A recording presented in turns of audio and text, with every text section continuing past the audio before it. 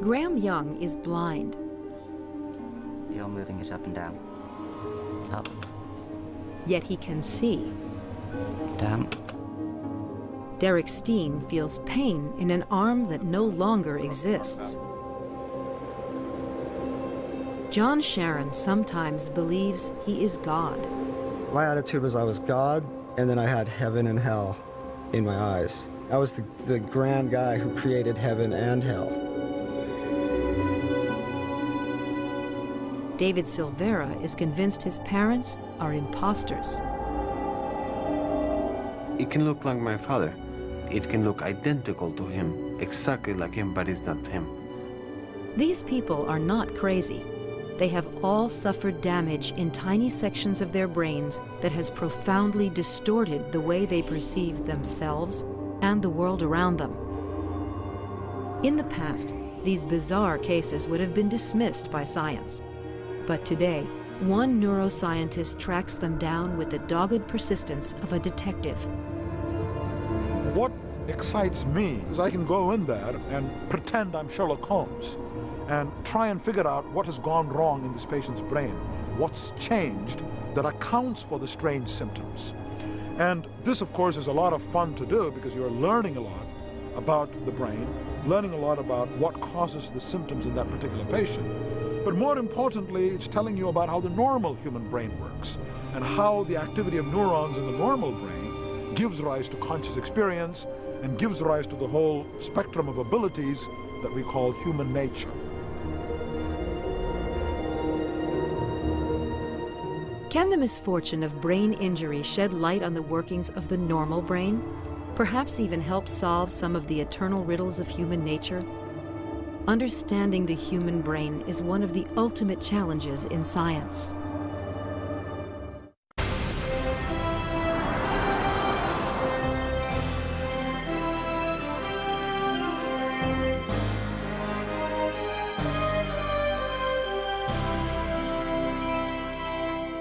Corporate funding for NOVA is provided by Sprint and the Northwestern Mutual Foundation. Additional funding is provided by the Park Foundation, dedicated to education and quality television. And by the Corporation for Public Broadcasting, and by contributions to your PBS station from viewers like you. Thank you.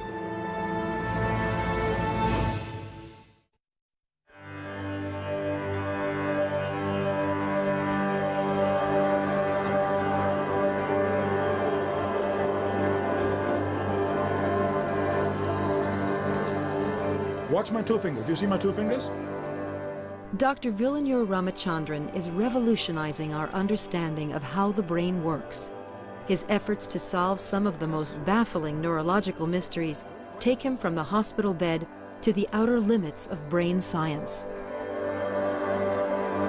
The human brain is without any doubt the most complexly organized form of matter in the universe.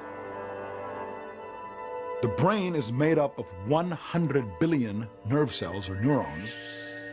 Someone has calculated that the number of possible permutations and combinations of brain activity exceeds the number of elementary particles in the universe. And this gives you some idea of the staggering complexity one is faced with in trying to understand the functions of this mysterious organ. So the question is, how do you even begin? Ramachandran began his investigations with a strange phenomenon called phantom limb syndrome. It's not uncommon for amputees to feel the vivid presence of a missing limb long after it has gone. One of Ramachandran's first patients was Derek Steen. 13 years ago, I was involved in a motorcycle accident, and I pulled the nerves out of my spinal cord up in my neck. They told my parents directly that I would never use my arm again. About 7 years ago, I was reading through the classifieds, and I saw an ad in there, amputees wanted. I thought it was a joke. Like that. It's just basically connecting the club to the ball. So I called the number, and it was Dr. Ramachandran. Feel relaxed. Today, Derek is teaching Ramachandran how to play golf. But several years ago, Derek made a crucial contribution to Ramachandran's pioneering work in brain science. Yes, that was amazing. After my surgery, I sat up in the bed and still felt the arm there, still felt everything there. And I'm looking down and I'm seeing nothing. It was pretty bizarre. The more I thought about it, the more it hurt. The more it hurt, the more I thought about it. So it was like, it was never ending.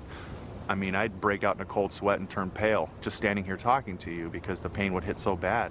If there is any one thing about our existence that we take for granted, it's the fact that we have a body. Each of us has a body, and you give it a name, it has a bank account, and so on and so forth. But it turns out even your body is something that you construct in your mind, and this is what we call your body image. Now, of course, in my case, it's substantiated by the fact that there really is a body with bone and tissue. But the sense I have, the internal sense I have of the presence of a body and arms and all of that is, of course, constructed in my brain, and it's in my mind. And the most striking evidence for this comes from these patients who have had an amputation and continue to feel the presence of the missing hand. It was the beginning of an important relationship. Important for Derek because not only would he finally understand his phantom pain, he would also get to the bottom of a mysterious sensation he felt while shaving. when I first started shaving after my surgery, I would feel my absent hand start to hurt and tingle whenever I shaved this left side of my face. Meeting Derek was important for Ramachandran because the explanation he came up with would rock the world of neuroscience. How about that? That's just my arm. The first thing Ramachandran did was to invite Derek to his lab for a simple test. Derek, I'm going to touch different parts of your body, and I just want you to tell me what you feel and where you experience the sensation, okay? Okay. Close your eyes. You could feel that on my forehead? Anything anywhere else? No. Okay. It's on my nose, Okay. my chest. Your chest. Okay. I can feel that on my cheek, and I can feel rubbing on the phantom left hand. On the phantom left hand, in addition to your cheek, I'm going to run the Q-tip across your jaw and see what happens. I can feel the Q-tip on my cheek, and I can feel a stroking sensation across the phantom hand. You actually feel it stroking across your phantom hand, across the palm. So here is a medical mystery of sorts. Why does this happen? Why would a person, when you touch his face, claim that I was also touching his missing phantom fingers? That's fine. Palm. Thumb and palm. This was just the kind of mystery that Ramachandran was drawn to, although it would take some time to solve. One day, while Derek was making one-armed repairs on his favorite Chevy, Ramachandran turned up with his solution. It was a groundbreaking theory. The reason we think it happens is that in the brain, there is a complete map of the surface of the body. The entire left side of my body, the skin surface, is mapped on to the right side of my brain along a vertical strip of cortex, which we call the somatosensory cortex. Similarly, the right side of my body is represented on the left side of my brain.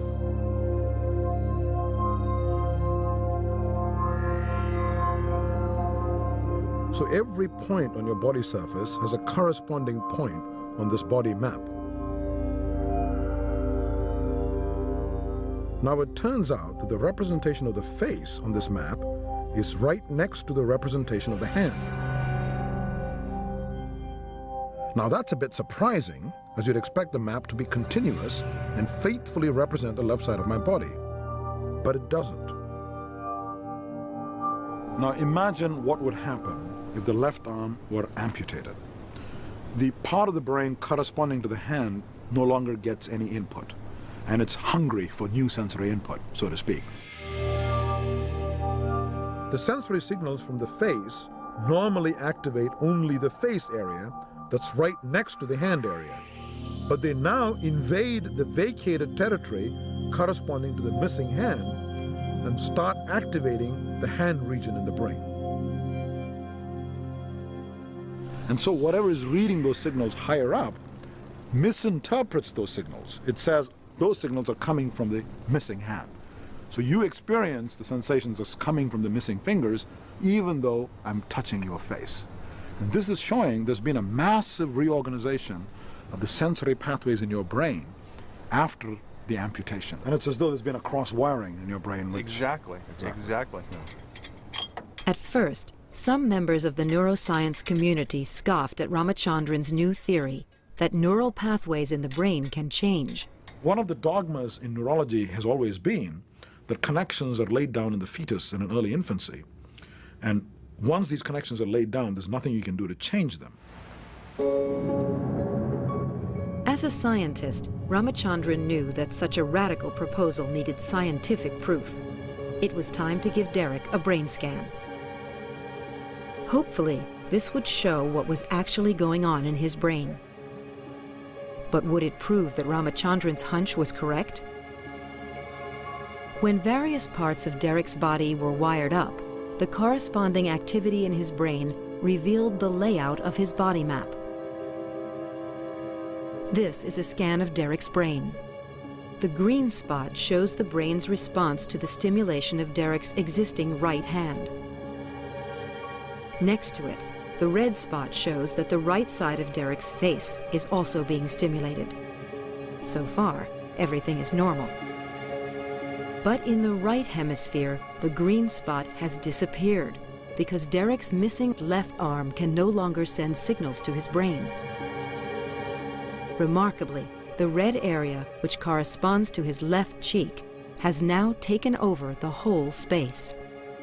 These results vindicated Ramachandran's detective work. It's as though now the sensory input from the face is innervating a completely new part of the brain. And this means new pathways have been opened up. Whether this is because there's been an actual sprouting of new nerve fibers, or there have been pre-existing silent pathways which are now suddenly active, we're still working on.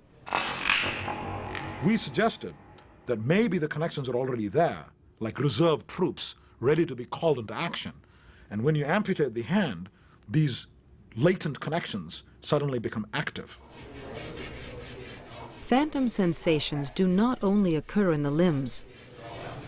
But in fact, you can get a phantom with almost any part of the body. You can get phantom menstrual cramps after hysterectomy. You can get phantom appendix pain even after the appendix has been removed. Theoretically, you could have a phantom of almost any part of the body,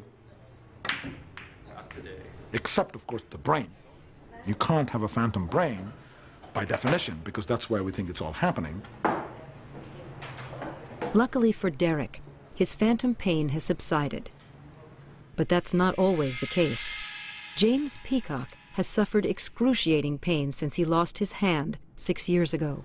A few days after I'd woke up, you know, it might have been a week to 8 or 9 days, something like that, before the pain really started getting bad, you know, to where it was like your hand is just crunched up real tight and stuff, or balled up, you know, and you can't move it. To unclench it, it's just, you can't. You've tried in your mind. This raises a perplexing clinical problem.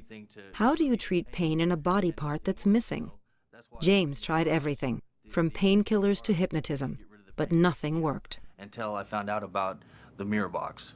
It was then that he came to see Ramachandran. And one answer might be that the brain is sending signals to the arm and trying to clench it. But in you and me, there's messages going back from the muscles of the hand telling you you're clenching too much or too fast. And this damps the command signals, so you can slow down. But the patient has no feedback because he doesn't have an arm. So the brain says, send even more signals, okay? And this goes on, and you get into a sort of positive feedback loop. So I said, well, if you give him some other source of feedback, such as visual feedback, maybe that'll trick the brain into thinking that the hand is clenching or unclenching, and maybe you can interrupt this loop. So I said, well, why don't we put a mirror there and have James look inside the mirror? It's just as though you have visually resurrected the phantom limb. And of course, the patient knows it's an illusion, but it's very, very compelling. Right now, as you look in there and you move your hand, your phantom does the same thing as your left hand is doing. First time I got in here and I've done this, and it was just like, it relieved the phantom pain, unclenched it, You know, it was just, oh, so intriguing, you know. Sometimes it's hard to explain how you felt, you know.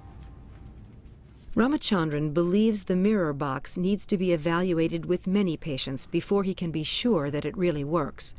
But its undeniable success in uncramping James's phantom hand suggests that even pain can be a construct of the mind.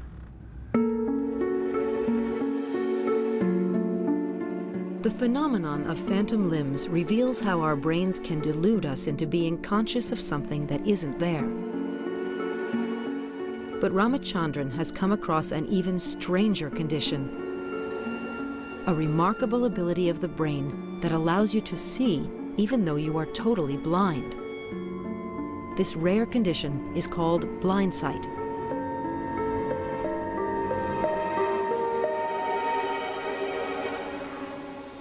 Ramachandran found Graham Young in Oxford, England. He is one of the world's few known blind sight patients. This paradoxical condition shows just how much our brains run our lives without our being aware of it. Well, when I was 8, when I had the accident, it was a road accident that caused the brain damage, I literally used to walk into lampposts. I ran into, you know, these huge great pillars you get in stations? I ran into one of those one day. The main visual centers in humans occupy nearly half the brain, in a large region towards the back of the head. Graham's vision was devastated by the accident. Today, he can see to the left, but is blind to everything on the right, in both eyes. If you put an object in that part of the field and ask him what is it, he has no idea.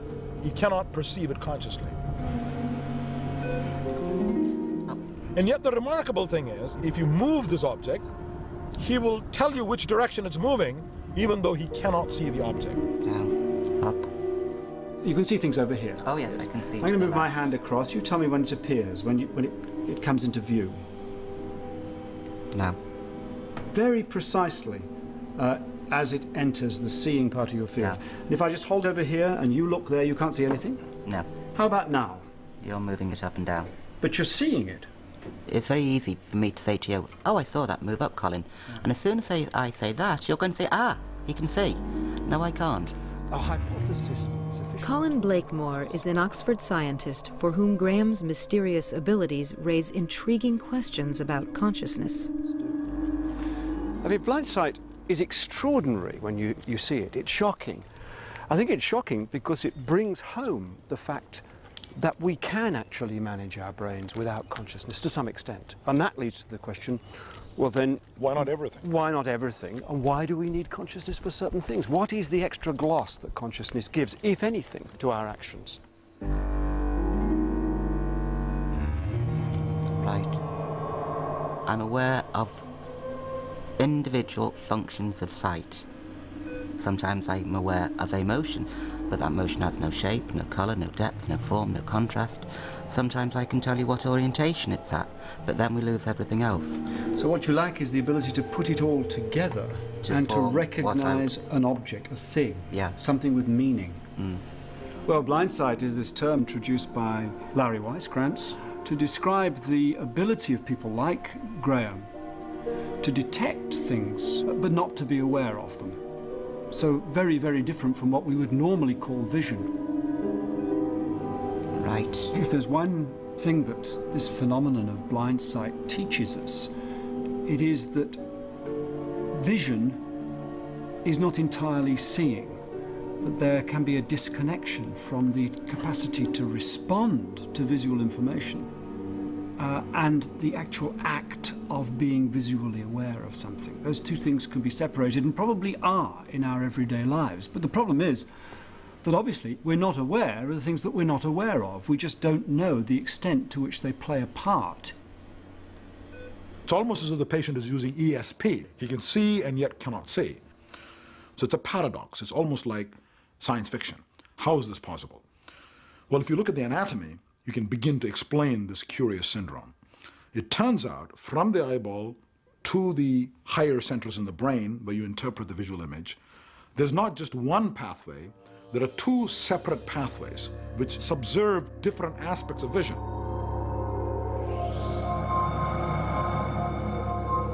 One of these pathways is the evolutionarily new pathway, the more sophisticated pathway, if you like, that goes from the eyeball through the thalamus to the visual cortex of the brain. Now, you need the visual cortex for consciously seeing something.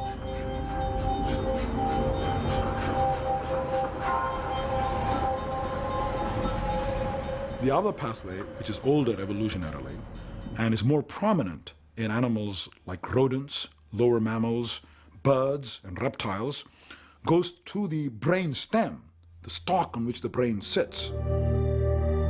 And from the brain stem gets relayed eventually to the higher centers in the brain. Specifically, the older pathway going through the brain stem is concerned with reflexive behavior, orienting to something important in the visual field, making eye movements, directing your gaze, directing your head towards something important. In these patients, one of these pathways alone is damaged, the visual cortex is damaged. And because that's gone, the patient doesn't see anything consciously. But the other pathway is still intact. And he can use that pathway to guess correctly the direction of movement of an object that he cannot see. Graham's vision is similar to that of reptiles, who depend on unconscious blind sight for their survival. A lizard, if it wants to catch a fly, for example, doesn't actually have to see a fly, it doesn't have to recognize a fly, it just has to be aware of something moving. So I suppose me and the lizard are distant cousins. One of the goals of neuroscience is to understand which parts of the brain are dedicated to what function, how different mental capacities map onto different pathways and different neural circuits in the brain. And surely this fascinating syndrome is going to help us understand not only the nature of seeing, not only the division of labor between these different pathways, but the question of what is consciousness? What does it mean to be consciously aware of something? Why is one pathway alone conscious, whereas the other pathway behaves like a zombie that's trapped inside him, that's unconscious? The syndrome is so strange that when it was initially reported, people didn't believe it, and there are some people who still don't believe it. But in a sense, it's not that strange if you think about it, because in a sense, we experience blind sight all the time in our daily lives. For example, as I am driving this car and having this conversation, all my attention is on the conversation, on the person next to me. And in fact, I'm not conscious of what's going on around me. Even though I'm negotiating all this traffic, avoiding obstacles, avoiding that car on my right, avoiding the car on my left, that's all being done in parallel by another part of my brain, and it never emerges into conscious awareness unless something very strange happens, like a big truck passes by, I might notice it. Blind sight enables us to steer our way successfully through the world, as if on autopilot.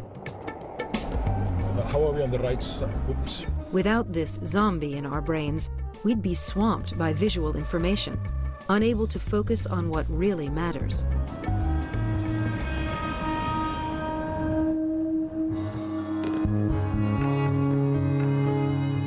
Unlike Graham, Peggy Palmer has normal vision. She's not bad. She should be able to copy this star easily. I'll never get this star, I'm hopeless at this. But something odd is happening. One whole side of the star is missing. Peggy has a condition called visual neglect. Although her eyesight is fine, half of her visual world no longer seems to matter. 10 years ago, Peggy suffered a stroke in the parietal lobes of her brain. The parietal lobes are concerned mainly with creating a three-dimensional representation of the spatial layout of the world, allowing a person to walk around, to navigate, to avoid bumping into things. When the right parietal is damaged, the patient is unable to deal with the left side of the world. This condition has fascinated neurologists for more than a century because it reveals not only how the brain shapes the way we perceive space in the present, it even determines the spatial look of our memories. This became apparent when Peggy was asked to draw a daisy from memory. Right. A daisy it shall be. For neuropsychologist Peter Halligan, Peggy's drawings reveal exactly what's gone wrong. is like a radar system, whereby the actual radar system on the left-hand side is no longer working well.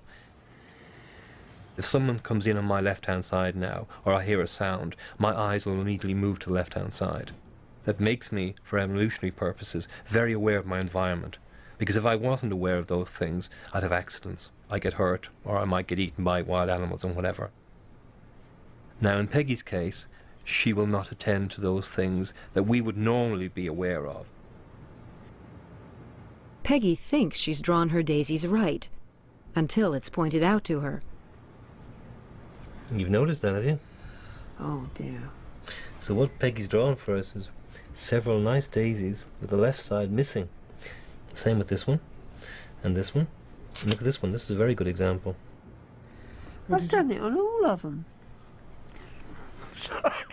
Which means that she's not only neglecting events in the world, but when she conjures up a mental image, she's ignoring the left side of that mental image. Well, I thought I was going all the way round, you see. And this shows you that this is not simply a sensory problem, but a problem of consciousness. I don't know. It's because I was so concentrating on that side. It takes everything away, you see. It's this attention, really. It's taken away. There must be two attentions somewhere in your body. That one side's taking the other one away. I can't make it out at all. Very odd.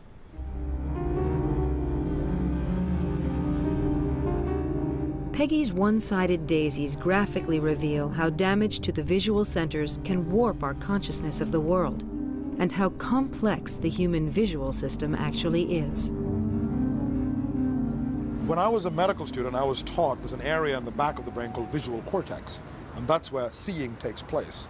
But since then we have learned, in fact, there's not just one, there are 30 areas in the brain concerned just with seeing.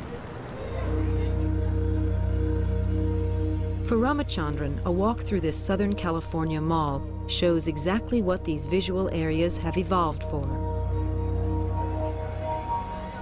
And maybe these different areas are specialized for different aspects of vision.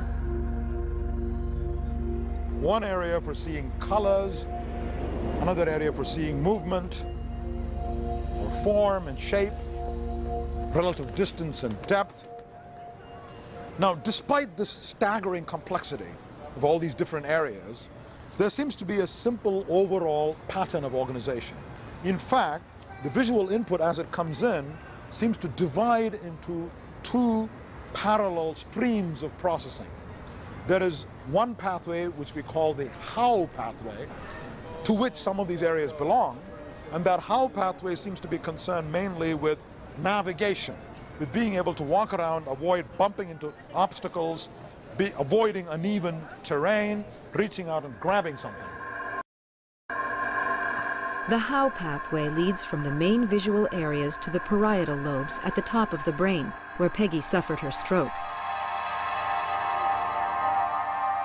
The other pathway, the what pathway, leads from the main visual areas to the temporal lobes, located just behind our temples. The what pathway is concerned with recognizing the object. What am I looking at? What does it mean for me? Is this an edible object? Is it a flower? Is it a person's face? What is it that I'm looking at, and what does it mean for me? That's what the what pathway is concerned with, and it's that pathway that seems to be damaged in David.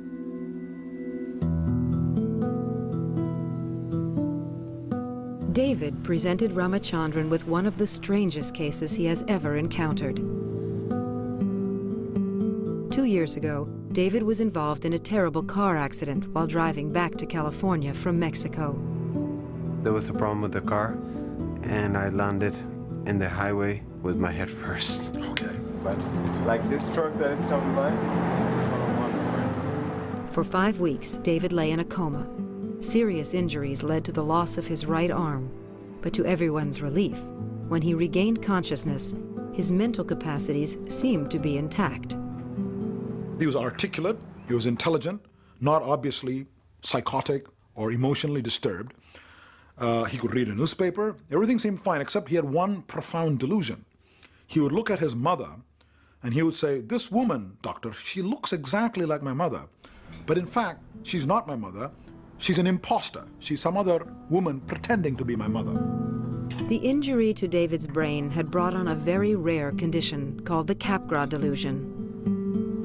I was cooking dinner, and he probably didn't like the food that night.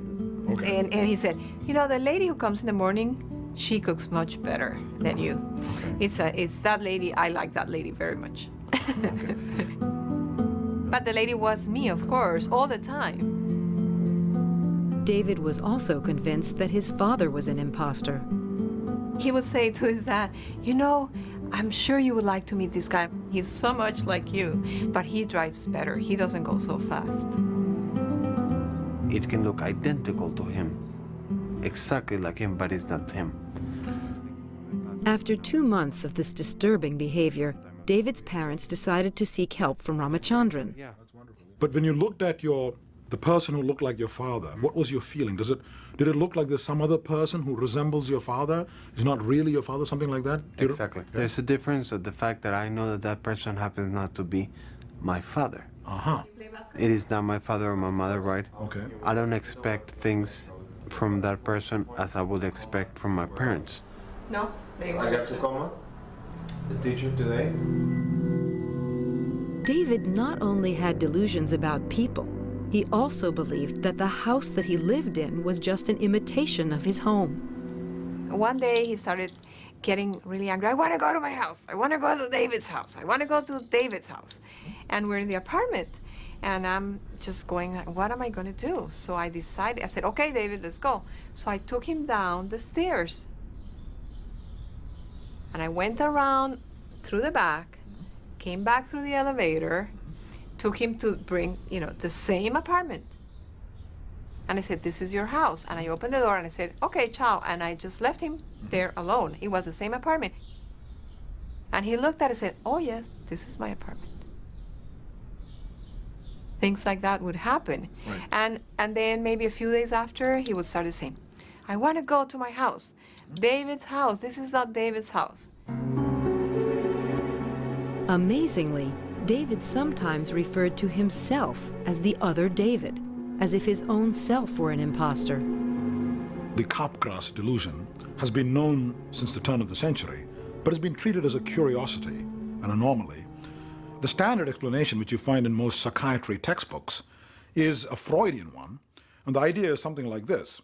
This young man, like most young people, when he was an infant growing up, he had strong sexual attraction to his mother, the so-called Freudian Oedipus complex. No, I talked to him and I said, he cannot evaluate me because I'm not playing. He said, wait, you're not evaluating where, for what? But then along comes a blow to the head, and suddenly and inexplicably, these sexual urges come flaming to the surface, and he finds himself sexually attracted to his mother. And he says, my God, if this is my mother, how come I'm attracted to her? How come I'm aroused? This must be some other strange woman. Now, this is an ingenious explanation, but it doesn't quite work. Because I've seen a patient who has the same delusion about his pet dog. He'll look at his pet dog and say, doctor, this is not Fifi. It looks just like Fifi, but in fact it's been replaced by another identical dog. So how does the Freudian explanation account for this? Unless you start talking about the inherent bestiality in all human beings or something like that. So what really causes the Capgras delusion? Well, it turns out that when you look at an object, the message goes to the temporal lobes, to the visual centers in the temporal lobes. But seeing is a multi-level process. After you've recognized it, you also need to respond to the object emotionally. This is obvious when you look at a Picasso or a Rembrandt or any beautiful picture. Even when you look at, say, your mother's face, the appropriate emotional warmth has to be evoked. Or when you look at a lion, you have to be afraid. And all of this is part of the visual process, but happening in a different part of the brain. Whenever we look at an object or a face, the message reaches the temporal lobes, where it's identified. But then it gets relayed to a structure called the amygdala, which is the gateway to the limbic system that contains the emotional centers of the brain. And it's here that we generate the appropriate emotional response to whatever it is we're looking at. Now, what I've suggested is that what's going on in this patient is the message gets to the temporal lobe cortex, so the patient recognizes his mother as being his mother and evokes the appropriate memories, but the message doesn't get to the amygdala because the fibers going from the temporal lobe cortex to the amygdala and to the emotional centers are cut as a result of the accident.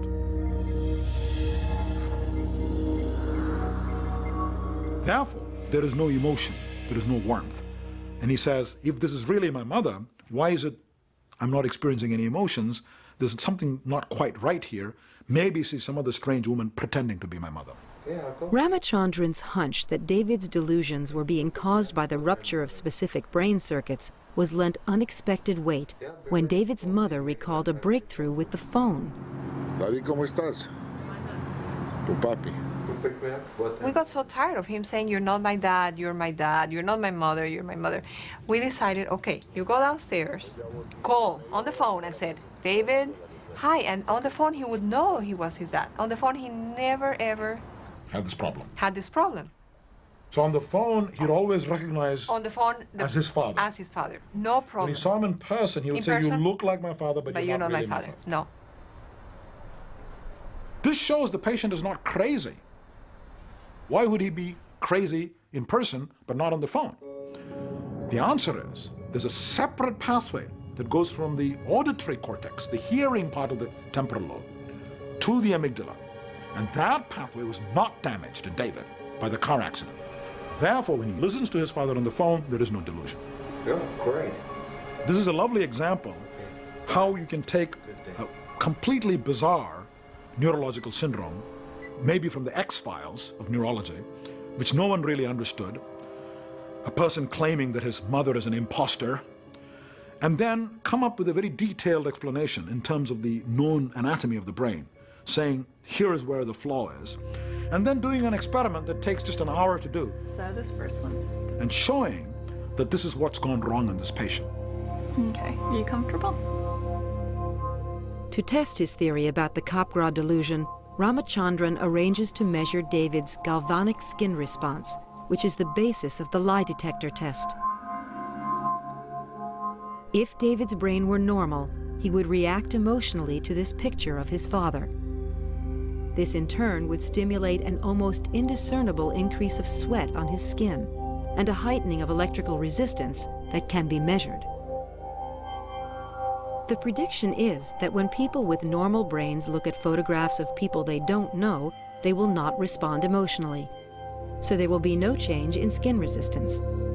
But a familiar face will prompt an emotional response, and invariably there is a change. Now the question is, what happens with David?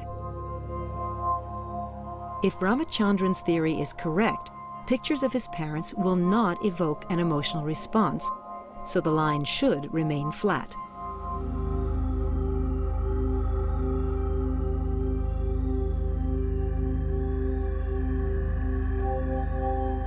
Now, this is also telling you about how all of us, how normal people, respond to faces and to objects, because what happens in this patient is truly extraordinary. The lack of emotional response actually leads him to this very profound delusion that this person is not really his mother. In other words, the lack of the autonomic gut reaction, this emotional response, leads him to an absurd conclusion, overriding what his intellect is telling him.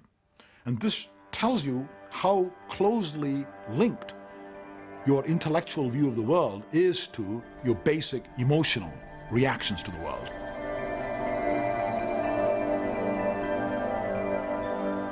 Luckily for Capgras patients, the condition seems to heal itself. David no longer thinks his mother is an imposter. And the man who looks like his father is his father and triggers the flow of all the old familiar feelings. David's lack of emotional response showed just how crucial emotions are to the recognition process of the normal brain.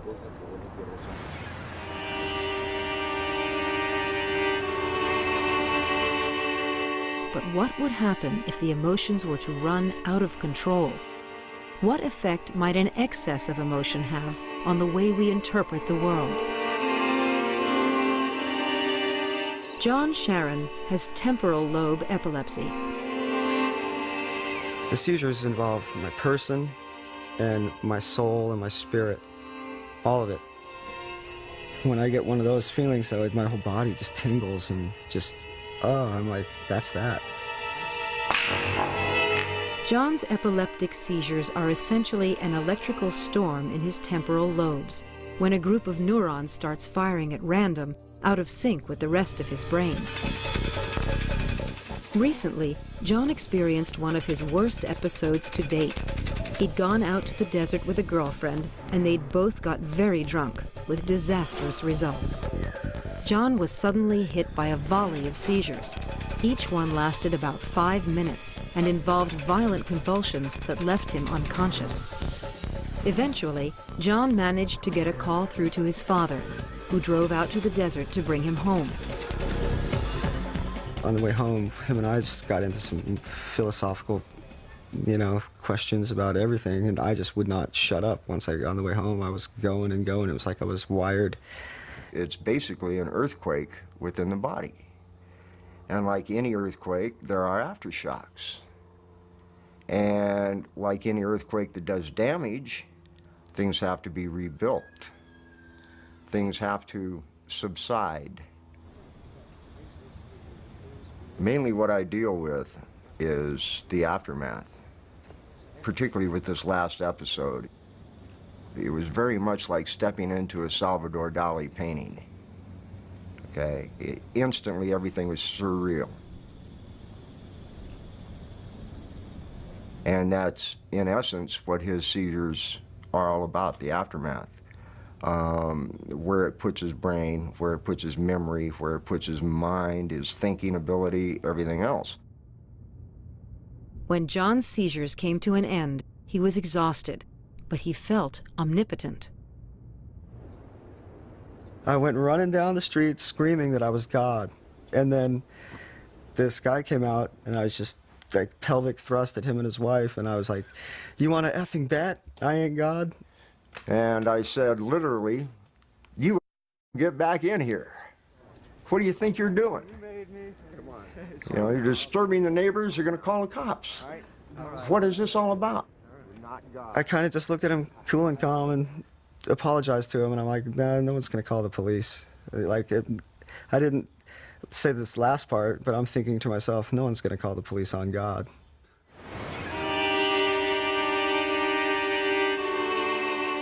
John had never been religious, yet the onset of his seizures triggered overwhelming spiritual feelings. It has been known for a long time that some patients with seizures originating in the temporal lobes have intense religious auras, intense experience of God visiting them. Sometimes it's a personal God, sometimes it's a more diffuse feeling of being one with the cosmos. Everything seems suffused with meaning. The patient will say, "Finally, I see what it's all really about, doctor. I really understand God. I understand my place in the universe, in the cosmic scheme. Why does this happen? And why does it happen so often in patients with temporal lobe seizures?"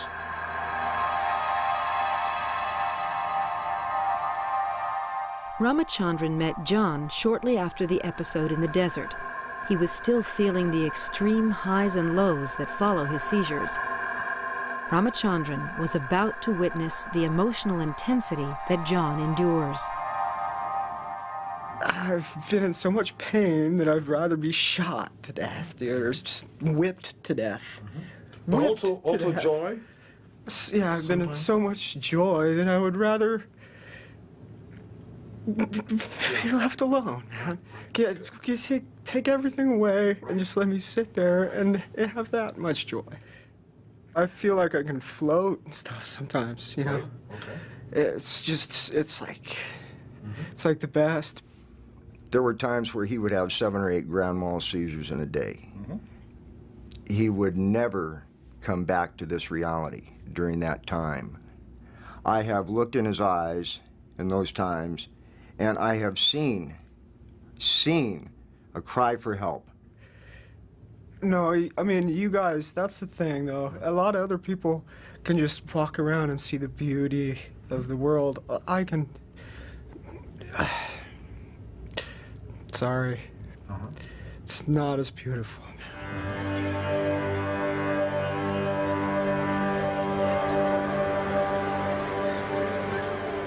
He has a seizure, he'll want to talk philosophy. He'll want to discuss all the things that are floating around in this stew he's got up here that he's trying to reconstruct. Thoughts that he may have had just floating through his mind while he was in a seizure mode may come surfacing. I see, okay. Okay, Yeah, yeah. so... But also you said he's become more emotional because of the seizure, so that's helpful too. Much more sensitive, but oddly enough, not in regards to himself. Okay. But in regards to atrocities, disasters, things like that, anywhere and everywhere. Wrongs done to other people. Oh my God. And you know what? I am so right in my own head. I know I could go out there and get people to follow me. Not like these wackos with sheets on their heads. Not like those idiots. Right. But now it's just the new generation of the prophets. Yep. And were all the prophets people that were flopping around on the ground? Is that what this whole message was? The gift from the gods this whole time? That's possible, isn't it? Yeah. I've never been religious, ever. People say, no, you can't see into the future. That's what that gift is, but you gotta pay for it by getting slammed around. Now, why do these patients have intense religious experiences when they have these seizures?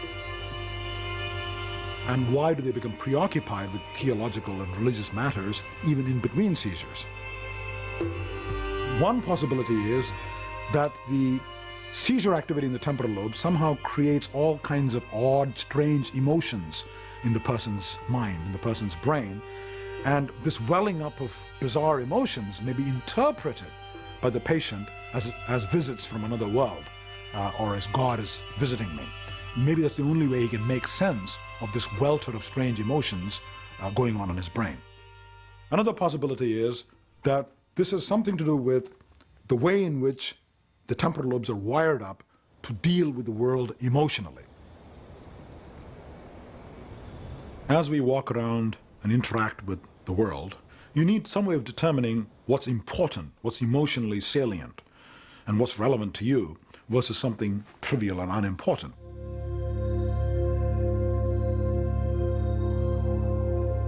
How does this come about? We think what's critical is the connections between the sensory areas in the temporal lobes and the amygdala, which is the gateway to the emotional centers in the brain.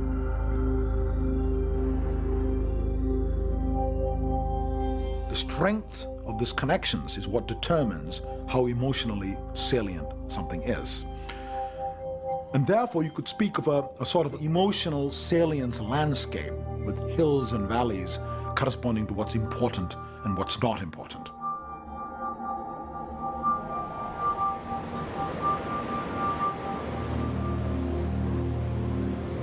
And each of us has a slightly different emotional salience landscape. Now consider what happens in temporal lobe epilepsy. When you have repeated seizures, what might be going on is an indiscriminate strengthening of all these pathways. It's a bit like water flowing down rivulets along the cliff surface. When it rains repeatedly, there's an increasing tendency for the water to make furrows along one pathway, and this progressive deepening of the furrows artificially raises the emotional significance of some categories of inputs. So instead of just finding lions and tigers and mothers emotionally salient, he finds everything deeply salient. For example, a grain of sand, a piece of driftwood, seaweed. All of this becomes imbued with deep significance.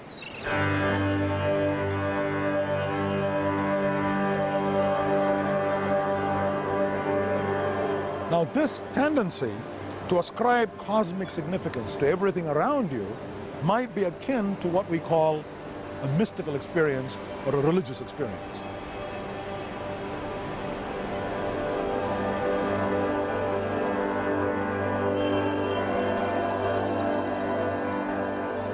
For Ramachandran, John's story is the basis of one of his most intriguing and controversial theories. Could there be a specialized area of the brain that drives human beings to seek religion?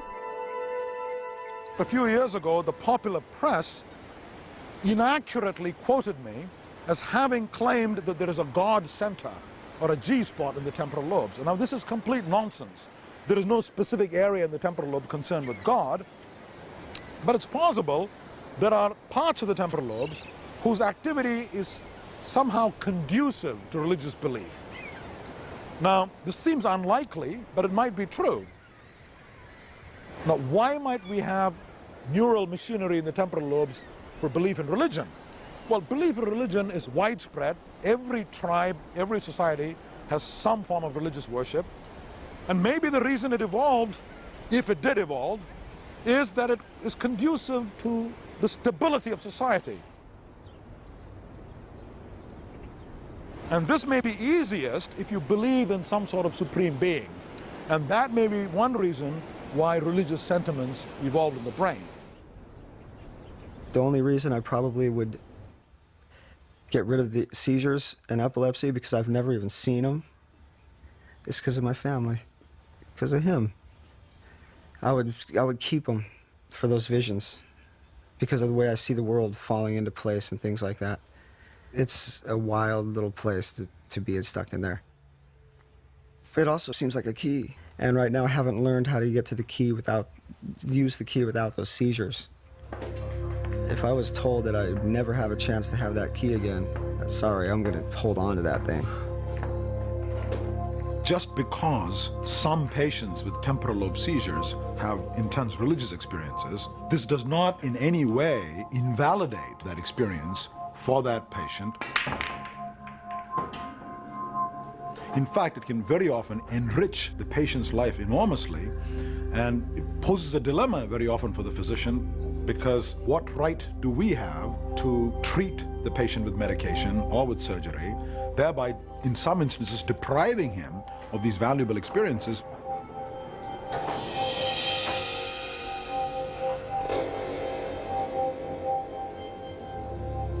To me, the exciting thing is that subjects like God and religion can now be actually addressed by us scientists. We can begin to ask questions about religion and God and begin to approach these questions by listening to these patients, by talking with them, and by studying them.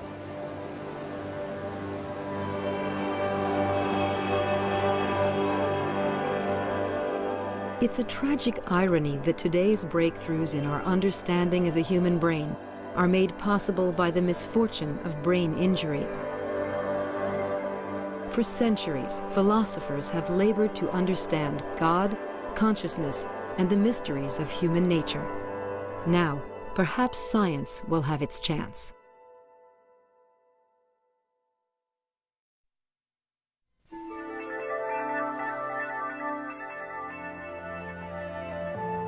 On NOVA's website, investigate the remarkable complexity of the mind through other unusual case studies collected by Dr. Ramachandran on pbs.org or America Online keyword PBS.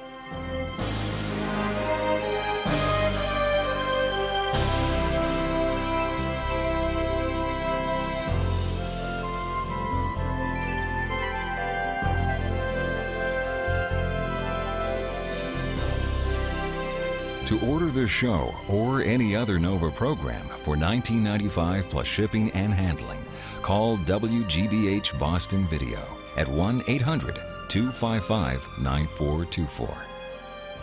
Next time on NOVA. The doctor said that there had been an accident. We can impose a gender identity on a newborn. He did not say it was an experiment. I was never happy as Brenda. Never. Sex unknown.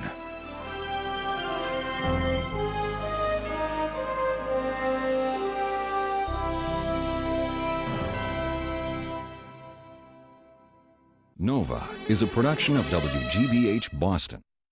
Corporate funding for NOVA is provided by Sprint and the Northwestern Mutual Foundation. Additional funding is provided by the Park Foundation, dedicated to education and quality television. And by the Corporation for Public Broadcasting, and by contributions to your PBS station from viewers like you. Thank you.